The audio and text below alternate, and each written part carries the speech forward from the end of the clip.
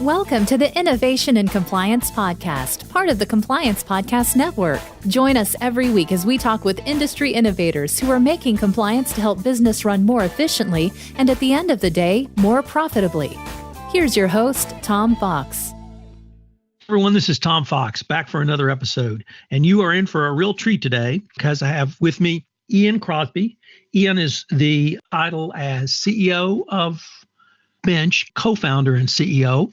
And as you soon tell from his accent, he is from north of the border. Ian, with that introduction, first of all, thank you for taking the time to visit with me today. Hey, it's my pleasure. Thanks for having me.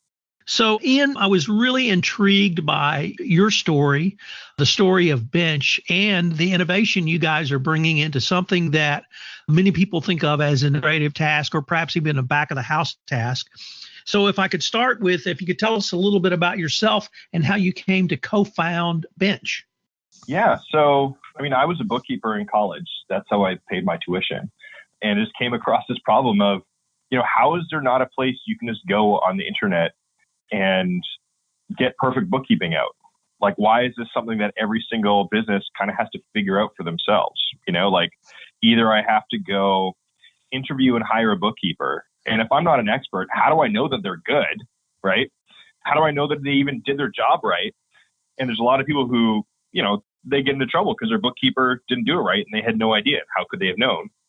Or you got to learn all this accounting stuff and, that's completely unrelated to your business. But if you don't do it properly, you get in big trouble with the IRS, right? So how's there not a place I can just stick in my credit card and not think about that? Like with email, I can just go to Gmail. I don't have to worry about how the mail server works.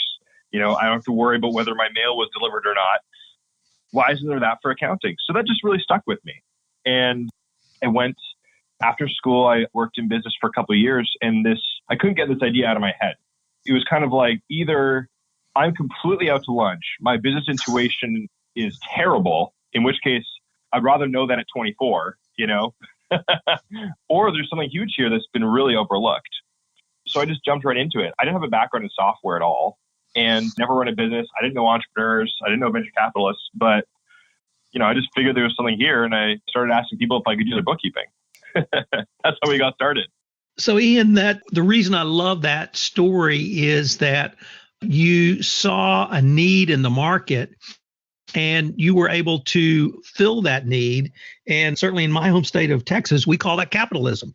And we love capitalism. And I love people who can look at a problem that is, I don't want to say it's obvious because no one else has done it before, but it's straightforward. And we're able to see a solution where no one had seen that solution before. So we're going to get into a little bit more. But when I originally saw the name Bench, I had one idea of the reason for the name, but it turns out that it's completely different. So I was wondering if you might tell our listeners how you guys came up with the name Bench and what it means to you. Yeah, I love the name Bench, and I can take absolutely no credit for it because it was my brilliant co-founders that came up with it. The reason I like it is it actually has kind of 3 or 4 connotations, and we like all of them. So, one of the connotations is who's on your bench, who's your team, right? There's a physical bench that can support you and is solid and, you can rely on. And then there's, bench is actually the root word for bank. So it has sort of financial connotations. And we also just really like the mouthfeel. Like we wanted to have a short name that was really simple, like a square, a stripe, like one syllable.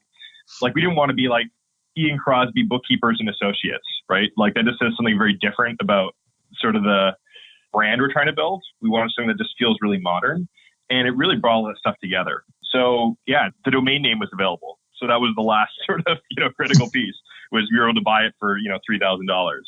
Ian, if I could ask you a little bit about your path to business leadership and how you and your team have helped grow Bench to one of the top 30 fastest growing companies in North America. Could you give us a few words on that? Yeah,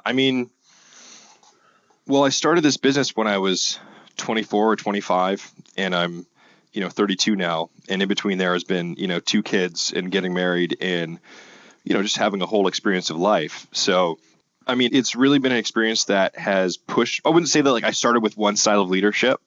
I just really learned what kind of leadership would be really effective for me. constantly pushing myself to develop my effectiveness as a leader, that's really, what has allowed us to keep on growing every year. Because, every time we doubled, well, we capitalized on the thing that allowed us to double, but we got to figure out something new now, right? At the same time we're learning, it started with, it was like 4 guys in a basement, and now we're 400 people. And, at every stage of the business, I need to sort of make a breakthrough in my own leadership so I could figure out how to really be effective at that scale. It wasn't like a comfortable journey. It wasn't like a, like, oh, great, I have the secrets of leadership and we figured it all out. It was, really just like maturing as a human being and understanding human beings and what I'm here to do and what other people want to get out of their lives and how we can all do that together. And I'm happy to jump into, over time, what we did was we developed a mission that we really all believe in, which is I'm interested in human beings and the quality of their lives. And I'm out to make a profound difference in the lives of as many human beings as I can. And so that's what Bench is really about. It's, we bring people mastery of their finances to make a difference in their life. If we bring the mastery of their finances and it made no difference in their life, then our definition of them having mastery of their finances isn't very good because it made no difference for them, right? So having something that can really rally behind, it's about people, right? And it's so easy to get sort of wrapped up to the minutia and go, it's about bookkeeping and, who really cares about bookkeeping, right? It's debits and credits. Same stuff, different day. And imagine like, a firefighter, if they pulled up to a burning house and they were like, here I am again, time to move water around, like no connection to the people, just, another day, just got to arbitrarily move water from point A to point B. But, to the person in the burning house, you putting the water on the house in the exact right way is really important to them, right? Like you can make a big difference for people and, really focusing, being able to connect, what we're doing, which can, at a surface level, it can seem really back office-y, right? But really connecting to, no, this makes a real difference for people. When people get on top of their finances, they can get a sense of direction. They can feel powerful and they can go, like this is the reason that people talk about their bench bookkeeper. You go online to hear people talk about, they're like, it changed my life, right? It's like, most bookkeepers in the world, people wouldn't say they changed their life, So the reason we've been able to do that is because the bookkeepers are trying to change your life because they're really about people and we built a culture around that. So, first was like discovering how can I really connect people to purpose? The second was discovering what are some cultural principles that are really going to work for us, and that I'm very careful to call them principles, not values, because they're not about what's right or wrong. It's about how is this team all going to work together, and we're all going to agree we're going to do it this way. And when we do that, we're going to be super effective. Like the way I describe it to people is, and we're going to use a lot of hockey analogies, by the way, because we're Canadian, right north of the border. That might be the other giveaway, is we use so many hockey analogies. One analogy would be, look, if you're going to play hockey, there's some certain things that look like playing hockey, like having a hockey stick and being on ice and wearing skates and there's a net. And, if you don't do any of those things, it's not bad. It's not wrong. It's just not hockey. You can bring a basketball in a hockey rink if you want. It's just going to be chaos. And that's why we're very careful to say, look, these aren't like, we're not going to say, hey, you don't follow these principles, you're a bad person or something. It's just you're not doing bench. You're doing some other thing, right? And we're only going to win if we're all playing the same game and playing for the same team. So with a combination of those two things and really being able to develop and really understanding it and having other people understand it, once you got 400 people, like, so many layers removed from people actually doing things that, it's not like I can sit next to them and tell them what to do or make sure they're doing it properly, right? Like I need to build a system where people know what to do and they know how to act and they know what they're about.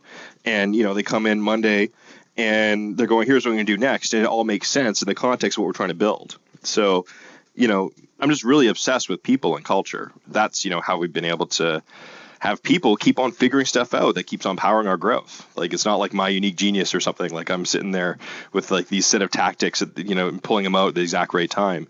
It's people in rooms that I'm not even in talking about what are we going to do next, and really having the best idea surface to the top and having a team that can really carry it out and pull it off.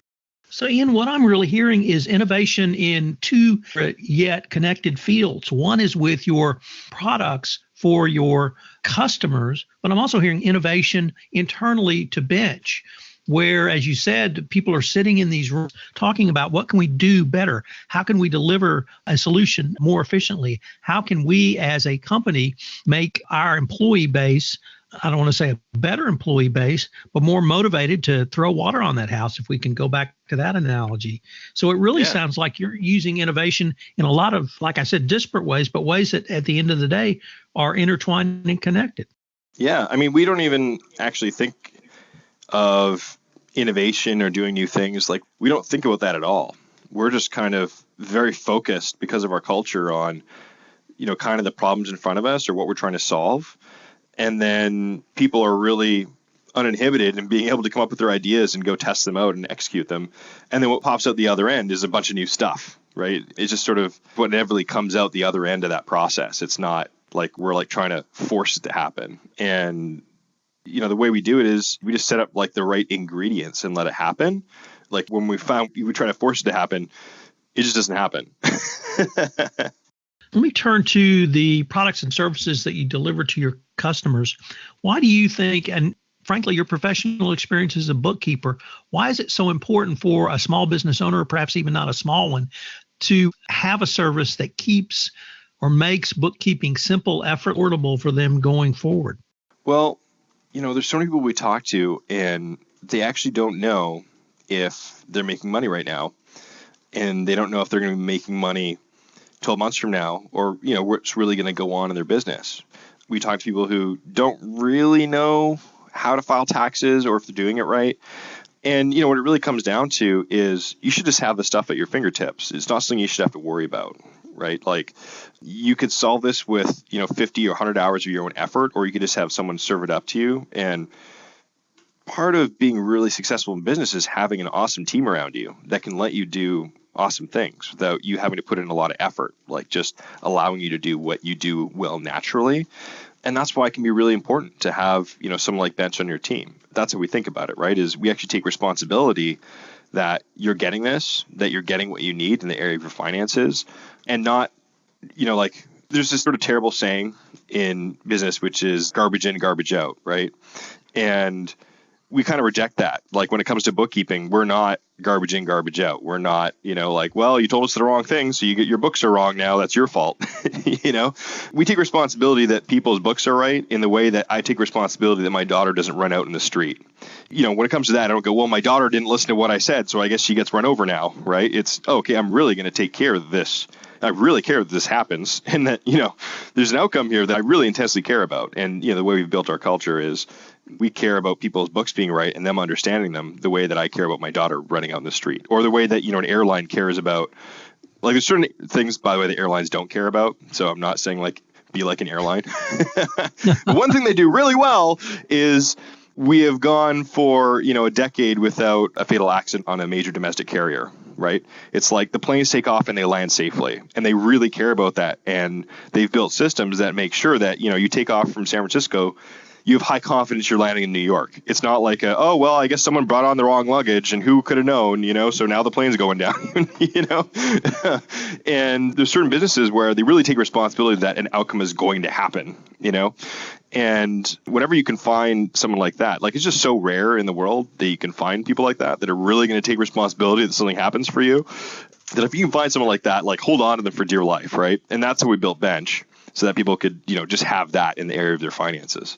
And let me change the focus a little bit and ask you, what are 3 tips that you could give to either entrepreneurs or, frankly, business leaders who are listening to our show that they could go home with today from your experience as a business leader? Yeah. I mean, once your business gets to, more than just you, it becomes way more about the people you brought on and sort of the understanding of how they work, culture, than about you whatsoever. And your role just kind of becomes like, who is involved here? What do we want them to do? And how are they going to work together? And, there's a moment where I switched from thinking my job here is to have an awesome strategy to my job here is to make sure the people and culture are the strongest that they can be. And that was the point where, we really started taking off. So, I really encourage people to really grapple with that. Like I used to hear people say that, right? And I would go, oh, okay, yeah, right, whatever. I'd be like, sure, that's the thing that people say so they can sound nice, or like sound like magnanimous people or something. But really, okay, tell me about the strategy. Tell me what the stuff you're doing behind the scenes. That's the way I used to be, And, it was only until seeing examples of, like, I would see some teams come together, and sometimes it would be the same people. Like, there'd be teams just coming together in different contexts within the company. And some would be ridiculously successful at figuring, and so fast and so effective at doing what they were to do. And other ones just couldn't seem to sort of like figure it out, and just kept on falling down, and like seemed just like chaotic and disorganized, or actually sometimes it was like very organized ineffectiveness. Here's our process. It's ineffective. Why? I don't know. So it wasn't even the people. It was really just the culture. And, what I observed was just the completely different cultural expectations that those teams operated with, and like the norms on those teams. And usually it was because there was a leader that was accountable for that team. Like, it would be a different leader. The other people on the team would be the same. And that was when I really started cluing in, like, oh, people are not just kidding around with this culture stuff. Like, this is really all it is. Once it's, not me doing the thing, like once it's not me talking to the customer or me writing the software, well, which happens pretty quick, like as soon as you hire 2 people, the majority of people in the company are not you, So that stuff becomes radically important way faster than I ever thought it would. And the other thing is just having a really clear just understanding of, what you're here to do in the world. Like, beyond just like, okay, here's what my business is going to do. It's like, why are you here? What are you going to do with your time here? You've got a very limited time here. I've got a very limited time here. How are we going to leave the world different for us having been here? And, just really getting to crystal clarity on that, and then just doing it and having everything actually come from that understanding. That's called integrity. And, that just provides such a powerful foundation for, okay, here's what we're really here to do. Right? Rather than getting wrapped up in all kinds of other silly stuff that people could be worried about. And, it's really easy to get upset about stuff, right? Like, a customer got upset with me and I'm going to have a bad day now, right? Imagine people whose their entire job is just talk to customers all day. If that's going to be your reaction to it, then you're not going to have an awesome experience of life. But if you're able to share in, oh, what I'm really here to do is I'm here to make a difference in the lives of people, and it's kind of irrelevant whether they're nice to me or not. And, turns out when I make a difference for a lot of people, we're going to have awesome relationships, but it's not always going to be like that. The way that people are able to relate to life and their work is just radically different and way more powerful. They stop getting sort of like hung up on what I'd call small concerns, and they're able to really spend their time thinking about big concerns. So, yeah, that's what I would say. Those would be my pieces of advice. So, Ian, unfortunately, we are near the end of our time today, but I was wondering if listeners wanted to contact you for further information or find out more about Bench, how could they do either one of those? Yeah, absolutely. Well, our website is bench.co, bench.co, not .com. And, you can follow me on Twitter. My Twitter handle is Ian W. Crosby, so IANWCROSBY.